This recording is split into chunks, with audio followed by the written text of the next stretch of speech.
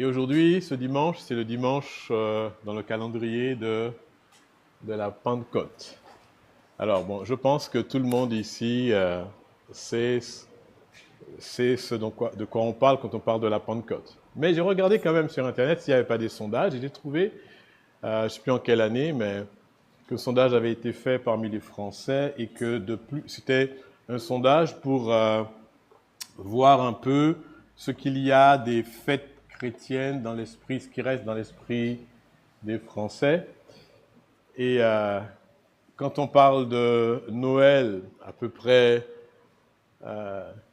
60% des personnes savent dire que ça concerne en tout cas la naissance de Jésus. Et puis, plus on va dans les autres événements, Pâques, l'Ascension, eh bien, il y a de moins en moins de personnes qui savent à quoi cela correspond. Et concernant la Pentecôte, c'est encore beaucoup moins de personnes. Je crois qu'on était de l'ordre de 6% des personnes capables de dire de quoi il s'agissait.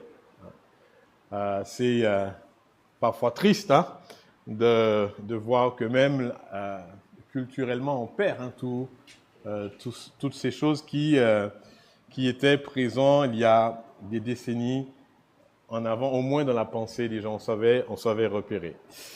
Alors, la Pentecôte, la Pentecôte, c'est d'abord une fête juive. Et quand on lit le livre des Actes, au chapitre 2, donc je vous invite à ouvrir Actes chapitre 2. Actes chapitre 2. Et regardons le tout premier verset. Le tout premier verset dit « Le jour de la Pentecôte ». D'accord?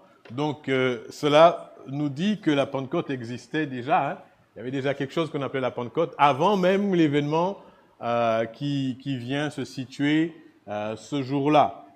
Et la Pentecôte, c'était une fête juive, une fête qui était relative aux récoltes.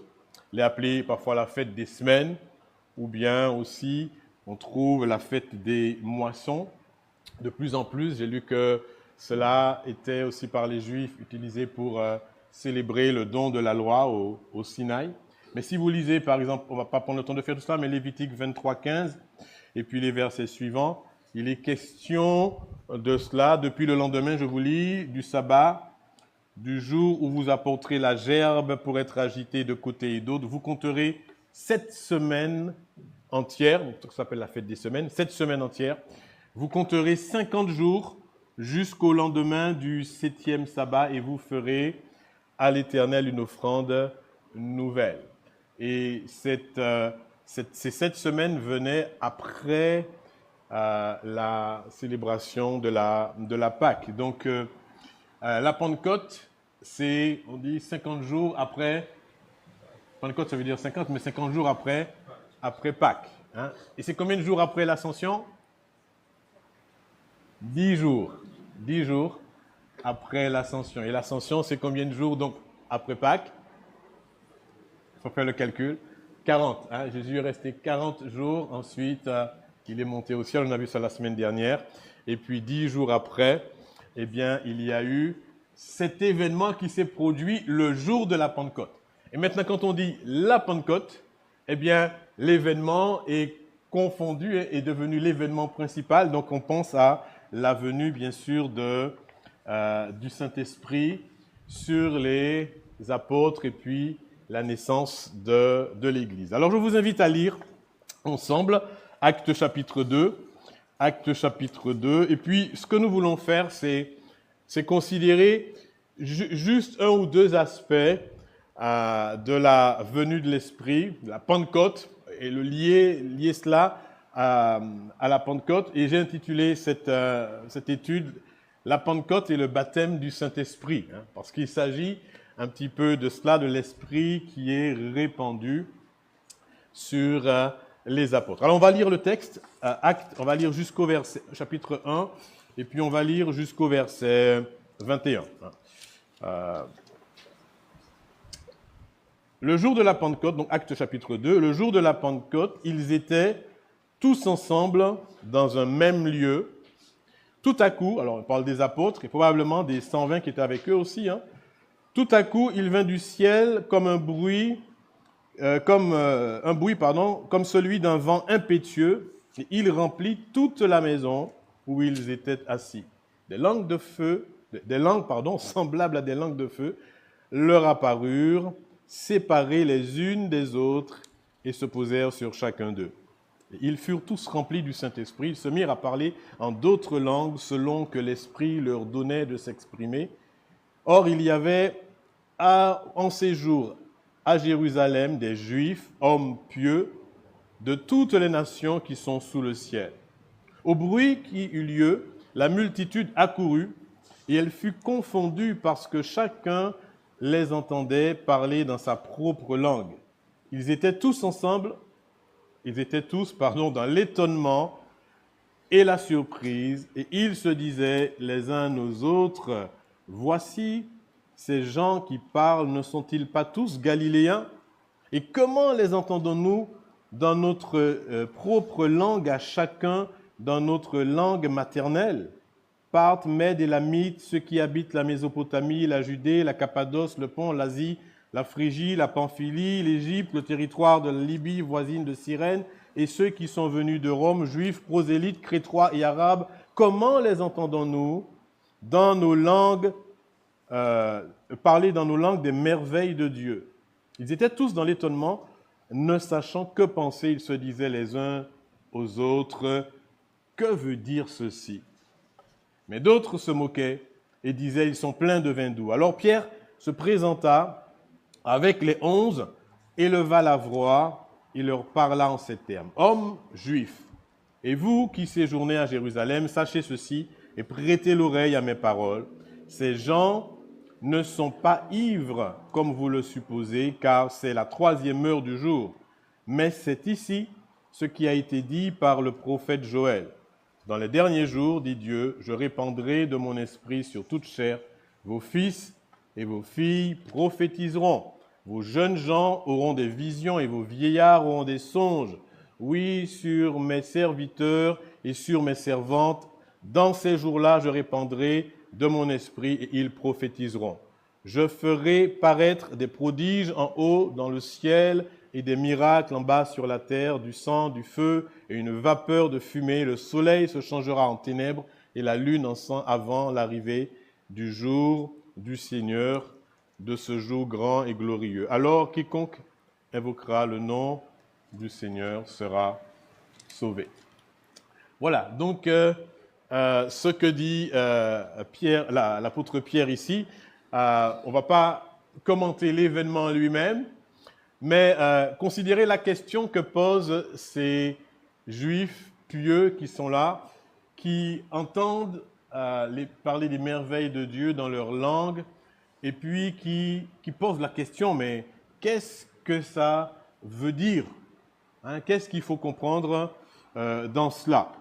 Et Pierre se lève, nous dit le texte, et la première chose qu'il leur dit, après avoir dit que ces gens ne sont pas ivres, il dit ici que c'est là ce qu'avait dit le prophète Joël. Donc il dit que ce qui se passe ici, c'est quelque chose qui avait déjà été annoncé, prédit.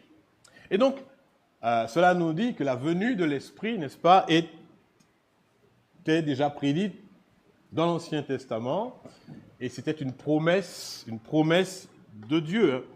Le Nouveau Testament, par exemple, parle d'une manière qui laisse bien entendre que la venue de l'Esprit fait partie de l'enseignement de l'Ancien Testament, et puis il la présente comme une promesse de Dieu. En Acte 1, déjà, rappelez-vous ce que Jésus avait dit avant de partir. Regardez Acte 1, verset 5. Il dit, il leur demande d'attendre ce que le Père, verset 4, pardon, comme il se trouvait avec eux, il leur recommanda, donc Jésus se trouve avec les disciples, et il leur dit de ne pas s'éloigner de Jérusalem, mais d'attendre ce que le Père avait promis, ce que je vous ai annoncé, leur dit-il. Et cela renvoie, bien sûr, c'était une promesse du Père, elle a été faite où, elle a été faite quand? Donc cela nous plonge un petit peu quand même dans l'Ancien Testament pour dire que c'est quelque chose que Dieu avait déjà promis. Et puis en Luc 24, si vous regardez Luc 24, donc Luc qui est aussi l'auteur des Actes des Apôtres, hein, Luc 24, et au verset 49, Luc 24 au verset 49,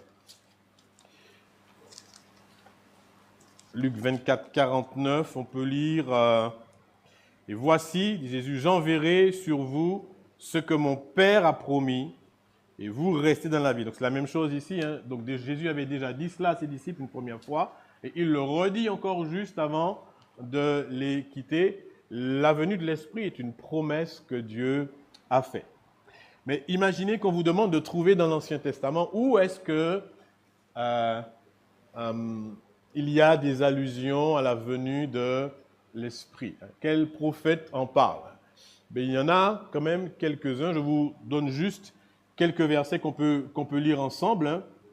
Dans Ésaïe, on trouve, dans Jérémie, et puis aussi le prophète Ézéchiel. Et puis il y a d'autres allusions aussi ailleurs. Mais par exemple, hein, on peut trouver des annonces de la venue de l'Esprit qui annonçaient de manière, dans un aspect un peu individuel, et puis surtout dans un ministère de purification. Hein. Donc regardez Ésaïe 11, versets 1 et 2. Quelqu'un peut prendre ça? Quelqu'un peut prendre Ésaïe 11, versets 1 et 2. Et puis quelqu'un d'autre, Jérémie 31, 31. Et Ézéchiel 36, 26, 27. Donc Ésaïe 11, 1 et 2. Quelqu'un a cela? Vous levez la main et puis vous lisez tout de suite. Ésaïe 11, 1 et 2. Et puis Jérémie 31. Donc voilà, Ésaïe avec Regina ici. Et puis quelqu'un d'autre cherche Ézéchiel 36, 26 et 27. Ésaïe 11, 1, 2. Puis un rameau sortira du tronc d'Isaïe, et un rejeton naîtra de ses racines. L'Esprit de l'Éternel reposera sur lui, l'esprit de sagesse et d'intelligence, l'esprit de conseil et de force, l'esprit de connaissance et de crainte de l'Éternel. Voilà, donc ça fait penser bien sûr au Messie, hein, qui lui aura sur lui l'esprit du Seigneur. Et vous vous rappelez, l'apôtre Pierre disait, il parlait à Corneille de Jésus qui a été oint du Saint-Esprit, hein, qui a reçu l'Esprit de Dieu. Jérémie 31, quelqu'un là? Oui? Personne? Oui. Si. Et puis quelqu'un d'autre cherche Ézéchiel 36, 26 et 27, versets 26 et 27. Voici, les jours viennent, dit l'Éternel, où je ferai avec la maison d'Israël et la maison de Juda une nouvelle alliance. C'est tout? Bah ouais, Jérémie 31. 31, oui, lis la suite alors. Ça n'a pas changé grand-chose. Hein. Non comme l'alliance que j'ai traitée avec leur père, le jour où je les saisis par la main pour les faire sortir du pays d'Égypte, alliance qu'ils ont violée. Quoi? Ouais. Jérémie, c'est ça? Jérémie, oui, 31. Ah bon, je me suis trompé peut-être, attends. Je regarde. C'est donc Jérémie 31.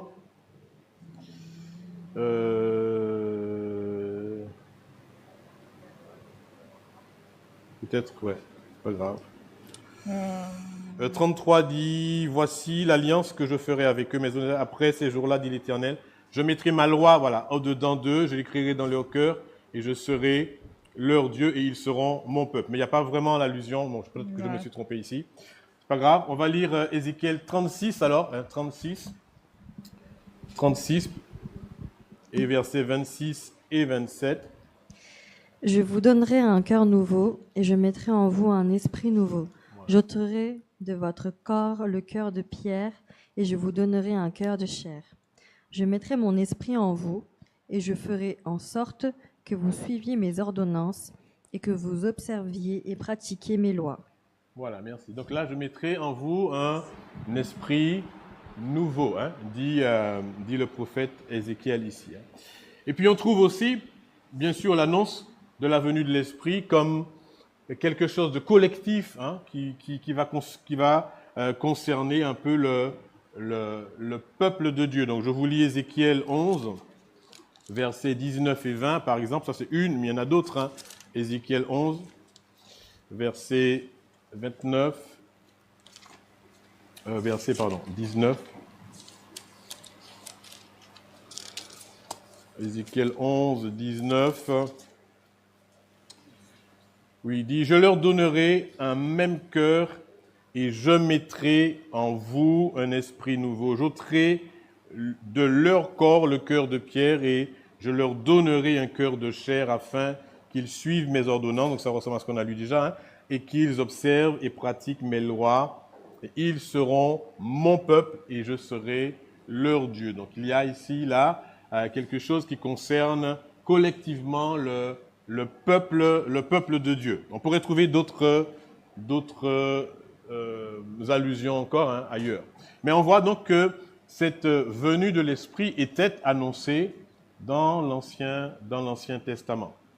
Et deuxième chose que je voudrais souligner ici, dans ce que nous avons lu dans Actes, c'est que l'effusion de l'Esprit, la venue de l'Esprit, ou on pourrait dire ici le baptême de l'Esprit, parce que souvent on appelle cela comme ça, hein, annonce l'universalité, on peut le dire ainsi, de l'activité prophétique. Hein, on peut regarder ça. Pierre laisse entendre concernant la venue de l'Esprit, hein, en citant le prophète Joël, que en fait, ce qui était annoncé et que cette venue de l'Esprit, elle indique que tous les croyants peuvent exercer une activité prophétique. Alors, c'est assez intéressant de voir cela. D'abord, regardez, on reprend le livre des Actes, donc Actes chapitre 2. Il parle de cet événement comme quelque chose qui inaugure une ère nouvelle. Si vous regardez Acte 2, donc Acte 2 et au verset Acte 2 et au verset 16, il dit, c'est ici ce qui a été dit par le prophète Joël, dans les derniers jours, dit Dieu, hein. Donc ici où d'autres textes disent dans les temps de la fin ou encore dans la suite des temps. Donc ici il y a une nouvelle période qui s'ouvre, une nouvelle ère qui s'ouvre. Les derniers jours font référence à quelque chose qui commence avec la première venue de Jésus-Christ et puis qui s'étend. Donc ça ouvre toute cette période entre la première et la seconde venue de Jésus-Christ. Et ça a déclenché, bien sûr, quelque chose. Donc l'effusion de l'Esprit, telle qu'elle s'est déclenchée à la Pentecôte, atteste que nous sommes entrés qu'on est dans les derniers jours. Et Pierre annonce au verset 31 et 33 que la venue de l'Esprit aussi est liée. Hein, c'est un événement qui fait partie, on pourrait dire, de l'histoire du salut, en ce fait qu'elle est liée à la mort, à la résurrection de Christ, à son ascension et au fait qu'il soit assis aussi à la droite de Dieu. Regardez au chapitre 2 toujours et au verset 31, ils disent, verset 32, « C'est ce Jésus que Dieu a ressuscité, donc il était mort, il a ressuscité, nous en sommes témoins, il a été élevé par la droite de Dieu, l'ascension, il a reçu du Père le Saint-Esprit qui avait été promis et il l'a répandu comme vous le voyez et l'entendez. » Donc quelque part, l'effusion de l'Esprit, l'envoi de l'Esprit fait partie de toute une histoire, ce qu'on appelle l'histoire du salut. C'est un événement qui compose, donc on pourrait dire, l'histoire du salut. Donc on peut déjà dire ici, hein, que d'ores et déjà, que l'événement de la Pentecôte n'a pas vocation à être répété ici. C'est quelque chose d'historique et d'unique. Parfois, dans certains lieux, on pense qu'on peut toujours répéter exactement ce qui s'est passé à la Pentecôte dans les mêmes formes, mais c'est de même qu'on ne répète pas la mort de Christ ni sa résurrection. L'événement historique de ce jour de la Pentecôte n'est pas un événement qui a vocation à être répété. Dieu envoie une fois pour toutes l'Esprit. Maintenant, quand on vient au Seigneur, on reçoit bien sûr son Esprit, hein, dans ce sens-là, oui, mais tel qu'on le voit ici, ça n'a pas vocation à à être répété. Donc, cet envoi de l'Esprit inaugure, on le voit ici, inaugure une ère nouvelle, ici. Et puis, cela nous montre aussi que l'effusion de l'Esprit, cela annonce l'effusion de l'Esprit sur toute catégorie de personnes. Ce que Pierre souligne ici, il dit « Je répandrai », ce que Joël dit, c'est que je répandrai mon esprit sur quoi? Sur toute chair. Et qu'est-ce que ça veut dire? Toute chair. Toute chair ne désigne pas l'humanité tout entière, sans exception du tout. Mais toute chair indique toute catégorie de personnes. Et c'est ce que l'apôtre souligne quand il lit le passage de Joël. Sans distinction d'âge, sans distinction de sexe, sans distinction de rang social. Il dit vos fils, vos filles, vos jeunes gens, vos vieillards, vos serviteurs et vos servantes. C'est ce qu'on a lu, vous vous rappelez, c'est ce qu'il dit quand il lit le prophète Joël, verset 17. Je répandrai mon esprit sur toute chair, vos fils et vos filles prophétiseront, vos jeunes gens, etc., vos vieillards, vos serviteurs et vos servantes. Donc là, il dit toute catégorie de personnes susceptibles maintenant de recevoir le Saint-Esprit, d'être baptisé, on pourrait dire, du Saint-Esprit. Dans l'Ancien Testament, l'Esprit était donné de manière sélective, quand vous lisez l'Ancien Testament, et à certaines personnes, parfois pour leur permettre d'accomplir une tâche spécifique. Vous lisez Nombre, chapitre 11, regardons ça, Nombre, chapitre 11, versets 16 et 17. Nombre 11, 16 et 17. Le premier qui l'a, ou celui qui l'a le lit, Nombre 11, 16 et 17.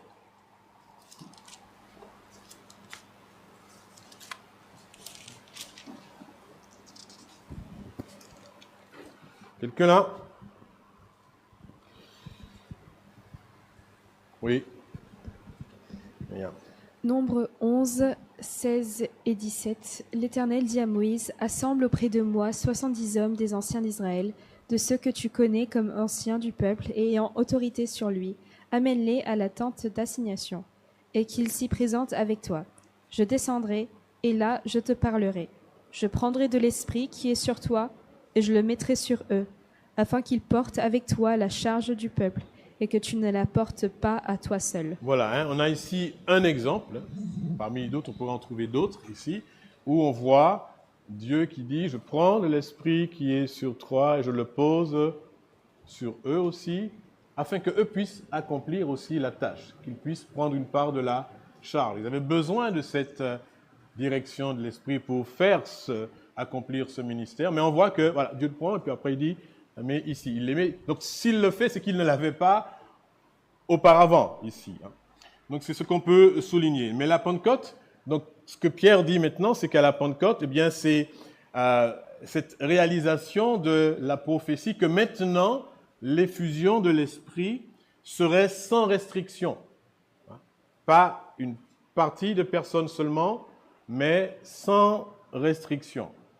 Ni d'âge, ni de sexe, ni de milieu social, ni etc.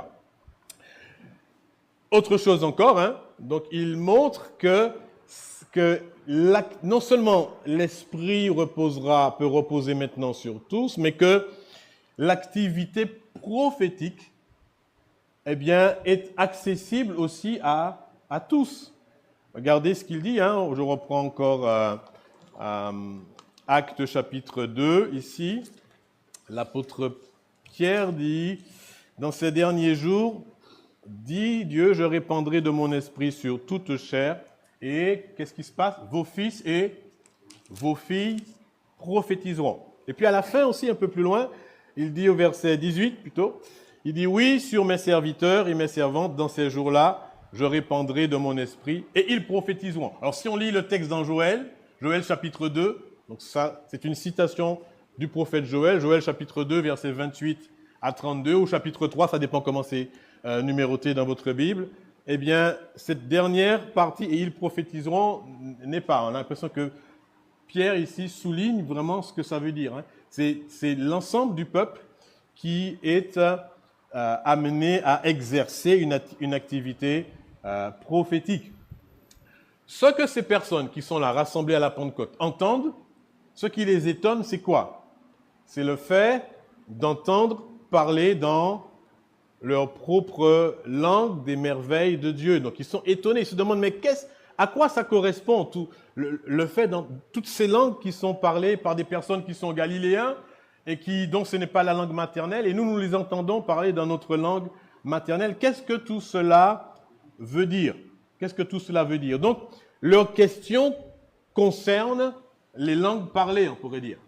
Et ce que Pierre fait ici, il dit que c'est ce que Joël avait annoncé, mais quand on lit ce qu'il dit de Joël, il n'est pas question de langue, de diverses langues parlées dans le récit de Joël, mais de personnes qui prophétisent. Donc, quelque part, ici, Pierre rattache le phénomène des langues qu'ils entendent à l'activité prophétique telle qu'on le voyait un peu dans l'Ancien Testament. Des personnes sur lesquelles l'Esprit de Dieu repose et qui se mettent à prophétiser. Et on voit ça dans l'Ancien Testament, n'est-ce pas? L'Esprit de Dieu vient sur quelqu'un et la personne se met à prophétiser. On est dans Nombre chapitre 11. Regardez toujours au verset 25, par exemple, pour prendre un exemple. Nombre 11, verset 25. Ici, Nombre 11, verset 25. Je vais lire. Il dit l'Éternel, donc il avait dit à Moïse, vous vous rappelez, on avait lu ça au verset 16, de rassembler, puis qu'il va descendre et qu'il va mettre l'Esprit sur ces hommes, ces 70 anciens. Et au verset 25, il dit, l'Éternel descendit dans une nuée et parla à Moïse. Il prit de l'Esprit qui était sur lui et il le mit sur les 70 anciens. Et dès que l'Esprit reposa sur eux, ils prophétisèrent, mais ils ne continuèrent pas. Voilà. Mais dès que l'Esprit repose sur eux, ils prophétisent. On peut voir la même chose, on ne va pas prendre le temps de le lire, mais vous pouvez le noter dans 1 Samuel 10, où il est question de Saül, où l'Esprit de Dieu le saisit, et puis après, qu'est-ce qu'il fait Saül? Il se met à prophétiser. 1 Samuel 10, versets 9 et 10. Et les gens disent même, Saül, le fils de Kis, fait-il partie maintenant des prophètes? Donc c'est quelque chose qui est l'activité prophétique, on pourrait dire, et quelque chose qui est rattaché au fait de recevoir l'Esprit de Dieu, en tout cas dans l'Ancien Testament. Même dans le Nouveau Testament, rappelez-vous le père de Jean-Baptiste, Zacharie, qu'est-ce qu'il est dit de lui? Luc chapitre 1, verset 67, regardez ça, Luc chapitre 1 et au verset 67. Donc c'était Zacharie, le père de Jean-Baptiste, au verset 67. Il dit, Zacharie, son père, fut rempli du Saint-Esprit et il prophétisa en ces mots. Et c'est tout le cantique qu'il donne après, qui est considéré comme sa prophétie ici. Donc, Pierre dit ici que la venue de l'Esprit indique que tous maintenant sont, je fais un résumé, comme s'il dit que tous maintenant sont prophètes. Tous sont prophètes. En Nombre 11, verset 29, on a vu ces personnes sur qui l'Esprit est venu, les 70 hommes qui prophétisaient, et puis après, ça n'a pas duré, mais la Bible dit qu'il y en avait 2 qui ont continué à prophétiser, et puis, vous vous rappelez, Josué vient voir Moïse, et puis il lui dit qu'il y a 2 hommes qui continuent à prophétiser. Un peu, il voulait que cela cesse, c'est pas normal. Et puis, Moïse répond à Josué ceci, au verset 29 de Nombre 11, il dit, « Es-tu jaloux pour moi ? Puisse tout le peuple de l'Éternel être composé de prophètes, et veuille l'Éternel mettre son esprit sur eux. » Et souvent on dit que la prophétie de Joël, c'est un peu l'accomplissement du souhait de Moïse, que l'esprit repose sur tous et que tout le peuple de Dieu, puisse être prophète ici. Donc Pierre fait comme on pourrait dire, conséquence de l'effusion de l'Esprit sur tous, l'exercice de la prophétie par tous. Et maintenant, tous peuvent recevoir l'Esprit de Dieu. C'est l'accomplissement de cette promesse. Je mettrai mon esprit sur toute chair, toute catégorie. Et une fois que cela se produit, eh bien, tous sont capables maintenant de prophétiser. Bien sûr, il faut comprendre ce que cela veut dire prophétiser, parce que dans notre esprit, quand on parle de prophétie, on parle souvent le fait de pouvoir dire quelque chose qui n'existe pas, recevoir une espèce de révélation de la part de Dieu et puis l'annoncer et que ça soit vraiment le scoop pour tout le monde. Mais ce n'est pas ainsi que l'on comprend la prophétie. Je voudrais avant ça souligner que ailleurs dans le Nouveau Testament, l'apôtre Paul encourage l'activité prophétique par tous les croyants. Vous vous rappelez de sa lettre à l'église de Corinthe où il y avait des dysfonctionnements concernant les dons spirituels. Et surtout le don lequel ? Parler en langue, qui était spectaculaire. Et dans tout le chapitre 14 de l'épître, la première épître de Paul aux Corinthiens, il met en contraste le fait de parler des langues nouvelles et puis le fait de prophétiser. Et il insiste sur, même il encourage les croyants à rechercher le don de prophétie. Alors, on va lire, regardez, prenez un petit peu rapidement 1 Corinthiens 14 ici, 1 Corinthiens chapitre 14, verset 1, 1 Corinthiens 14, verset 1, 1 Corinthiens 14, verset 1. Je lis, « Recherchez l'amour, aspirez au don spirituel, mais surtout, auquel à celui de prophétie. » Regardez au verset 2, encore on va lire jusqu'au verset 5, il dit, « En effet, celui qui parle en langue ne parle pas aux hommes, mais à Dieu, car personne ne le comprend. Et c'est en esprit qu'il dit des mystères. Celui qui prophétise, au contraire, parle aux hommes, les édifie, les exhorte, les console. Celui qui parle en langue s'édifie lui-même. Celui qui prophétise édifie l'Église. Je désire que vous parliez tous en langue, mais encore plus que vous prophétisiez. Celui qui prophétise est plus grand que celui qui parle en langue, à moins que ce dernier n'interprète pour que l'Église en reçoive l'édification. Mais laissez-moi vous dire, si quelqu'un interprète pour que l'Église reçoive l'édification, c'est que ça devient globalement une prophétie. D'accord ? Donc, il dit ici que prophétie est importante. Regardez au verset 31 ce qu'il dit aussi. Au verset 31, chapitre 14, verset 31, il dit « Car vous pouvez tous prophétiser successivement afin que tous soient instruits et que tous soient exhortés. » Il termine, pourrait dire, je crois que c'est au verset 39, il dit « Ainsi donc, frères, aspirez au don de prophétie. » N'empêchez pas de parler en langue, il dit, dans ce contexte particulier. Mais il dit, mais aspirez au don de prophétie. Donc on voit ici que le fait de pouvoir, que ce que Paul enseigne ici, si quelque chose doit être recherché, c'est ce don de prophétie. Mais qu'est-ce que c'est ? C'est simplement le fait de pouvoir parler clairement de la part de Dieu de manière intelligible pour que l'Église en soit édifiée.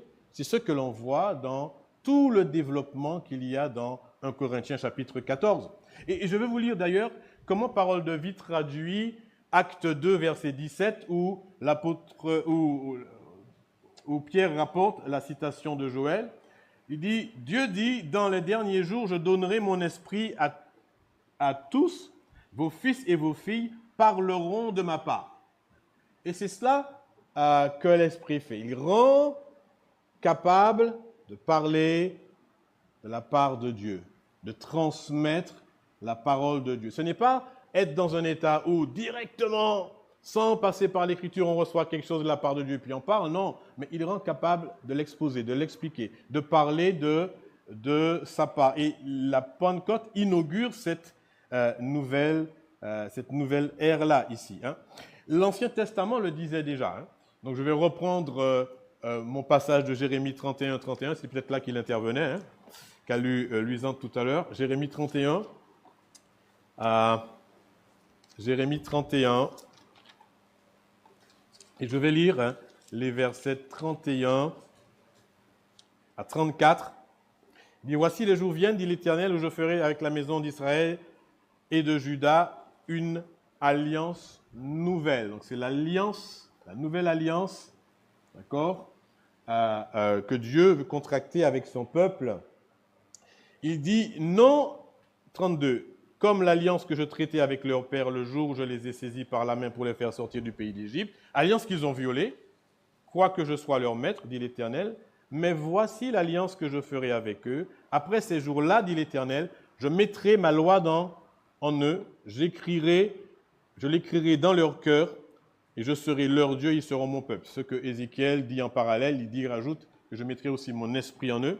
Puis au verset 34, il dit, celui-ci n'enseignera plus son prochain, ni celui-là son frère en disant, connaissez l'Éternel, car tous me connaîtront, du plus petit jusqu'au plus grand, dit l'Éternel. Donc il est en train de dire ici que ce qui va caractériser le peuple de Dieu sous l'Ancienne Alliance, c'est qu'ils seront capables de connaître Dieu sans besoin d'un intermédiaire, d'accord? Quelqu'un à qui Dieu parle seulement, et puis cet homme vient, et puis ensuite il parle au peuple. Et tout ce qu'ils peuvent savoir de Dieu, c'est uniquement au travers de ce prophète. Vous vous souvenez des paroles du peuple en Exode 20 qui tremblait à l'idée que Dieu parle et qui avait dit à Moïse que Dieu ne nous parle pas. Tu parles avec Dieu, hein, et puis après tu nous parles. Et c'est ce qu'il dit à Exode 20, 19, je vous lis, hein, ils disent à Moïse, parle-nous toi-même, nous écouterons, mais que Dieu ne nous parle point de peur que nous ne mourions. Et il fallait ce prophète intermédiaire qui reçoit les oracles de Dieu et puis ensuite qui le transmet. Lui avait sur lui l'Esprit de Dieu, il le transmettait après au peuple. Mais maintenant, sous la nouvelle alliance, avec l'effusion de l'Esprit, eh bien, l'Écriture nous montre que tous maintenant peuvent connaître Dieu. On peut lire 1 Jean 2, versets 20 et 27. Quelqu'un peut lire ça? 1 Jean, chapitre 2, versets 20 à 27. 1 Jean 2, versets 20 à 27. Quelqu'un là? Ouais, il y a des mains, voilà. J'ai pris. 1 Jean 2, 20 à 27. Pour vous, vous avez reçu l'onction de la part de celui qui est saint, et vous avez tous de la connaissance. Je vous ai écrit, non que vous ne connaissiez pas la vérité, mais parce que vous la connaissez, et parce qu'aucun mensonge ne vient de la vérité. Qui est menteur, sinon celui qui nie que Jésus est le Christ? Voilà, excuse-moi. Ensuite, tu peux sauter au verset 27, s'il te plaît. 20 et 27, pardon. D'accord. Pour vous, l'onction que vous avez reçue de lui demeure en vous, et vous n'avez pas besoin qu'on vous enseigne. Mais comme son onction vous enseigne toutes choses, qu'elle est véritable et qu'elle n'est point un mensonge, demeurez en lui selon les enseignements qu'elle vous a donnés. Voilà, il dit, vous avez la connaissance, vous avez l'onction, vous n'avez pas besoin qu'on vous enseigne. Alors ça ne veut pas dire qu'il ne faut pas venir écouter la parole de Dieu, c'est pas ça que ça veut dire. Hein? Mais ça veut dire qu'on n'a pas besoin. Voilà, maintenant, le croyant reçoit l'Esprit de Dieu et Dieu lui donne la capacité de saisir des choses qui viennent de lui, d'accord? Il peut s'approcher de Dieu. Il peut lui-même saisir des choses pour pouvoir transmettre aussi à d'autres et ainsi exercer un ministère de prophète. La connaissance de Dieu ne nécessite plus qu'il passe obligatoirement par un prophète, n'est-ce pas? Et donc l'Esprit de Dieu habite le croyant sous la nouvelle alliance et lui permet de connaître Dieu. C'est ce que Pierre dit quand il dit ici, eh bien c'est ce que le prophète Joël a annoncé. Je répandrai de mon esprit sur toute chair et ils prophétiseront. Ils pourront avoir cette connaissance de Dieu qui leur permet eux-mêmes aussi de pouvoir l'enseigner à d'autres. L'ensemble du peuple de Dieu a accès à Dieu par le fait qu'ils reçoivent l'Esprit de Dieu. Éphésiens 2,18 dit « Car par lui, par Jésus-Christ, nous avons les uns et les autres accès auprès du Père dans un même esprit. » Et un commentateur disait ceci, il dit « Pour le Nouveau Testament, tous les croyants sont des prophètes au sens large. » Alors bien sûr, ce n'est pas le prophète au sens strict qui reçoit des oracles de Dieu qui vont être écrits après. Ce n'est pas du tout cela. Mais il dit au sens large, tous les croyants sont des prophètes, sans être inspirés ni être infaillibles. Ils sont les porte-paroles de Dieu dans la mesure où ils confessent ou annoncent fidèlement l'évangile qu'ils ont reçu de Jésus-Christ par l'intermédiaire des apôtres. Si c'est ce que l'on fait, on annonce ce qui est là, ce qui est enseigné par l'intermédiaire des apôtres, eh bien, il dit que les croyants, en ce sens, sont les porte-paroles de Dieu. Tout croyant fait office de prophète lorsqu'il reprend l'enseignement apostolique pour le proclamer, dans la mesure où sa proclamation est fidèle à cet enseignement, elle est parole de Dieu. Et c'est cela que Pierre souligne ici. Voilà l'effet de l'esprit. Il dit, ce n'est pas en fait le miracle du parler en langue qui est le point important ici. C'est le fait de l'activité prophétique, la connaissance de Dieu que l'esprit permet, le témoignage que l'esprit permet aussi, puisque c'est ce que Jésus avait dit. Rappelez-vous, chapitre 1, verset 8, il avait dit à ses disciples, vous attendez, vous recevrez une puissance et le Saint-Esprit survenant sur vous, vous allez parler en langue, vous allez faire des miracles. Est-ce que c'est ce qu'il dit? Non, il dit, vous serez mes témoins. Et si on lit, je pense que c'est dans Jean chapitre 15, il dit que quand le Consolateur sera venu, il vous enseignera toutes choses et vous aussi vous enseignerez. Et donc, il montre que c'est ce ministère d'être le porte-parole de Dieu, d'annoncer la parole de Dieu, qui est l'activité particulière que le Saint-Esprit permet. Donc, l'effusion de l'Esprit est donnée aux croyants pour le rendre capable d'annoncer efficacement le salut de Dieu. Et à la fin même de son discours, l'apôtre Pierre, je termine avec ça, à la fin de son discours, l'apôtre Pierre dit que cette promesse de l'Esprit, elle est pour tous ceux que le Seigneur appellera. Et ceux qui sont de près et ceux qui sont aussi au loin. Je relis, à l'issue de son sermon, les Juifs qui sont là, ils disent « Hommes, frères, que ferons-nous » Et Pierre leur dit « Repentez-vous et que chacun de vous soit baptisé au nom de Jésus-Christ pour le pardon de vos péchés, et vous recevrez le don du Saint-Esprit, car la promesse est pour vous et pour vos enfants et pour tous ceux qui sont au loin, en aussi grand nombre que le Seigneur Dieu les appellera. » Et donc, chaque personne qui vient à Christ peut recevoir l'Esprit de Christ qui lui permet de connaître Dieu et même aussi de pouvoir témoigner de sa part et être son témoin. Donc, ce qui se passe à la Pentecôte, ce n'est pas simplement un miracle de langue, c'est le fait que Dieu investit maintenant tous ceux qui lui appartiennent de la puissance de l'Esprit afin qu'ils soient de véritables témoins. D'abord les apôtres, et puis tous ceux qui vont s'appuyer sur l'enseignement apostolique et qui ont l'Esprit de Dieu en eux pourront aussi être ses témoins et propager sa parole. N'est-ce pas merveilleux? Donc il ne faut pas s'attacher à ce qui n'est pas le point important. On n'a pas le temps de voir ça dans la suite, mais même dans les autres épisodes où on voit l'Esprit de Dieu venir sur des catégories de personnes et puis où des personnes parlent en langue, le point n'est pas sur le miracle ici, mais sur ce que l'Esprit permet de faire concernant Christ, c'est-à-dire de le connaître et de l'annoncer fidèlement. Voilà, que la parole de Dieu nous aide et que nous puissions saisir vraiment cette dimension prophétique, si j'ose dire, ce privilège que nous avons par l'Esprit de Dieu de pouvoir partager aussi sa parole de telle sorte que les cœurs soient touchés par la parole et par l'Esprit du Seigneur.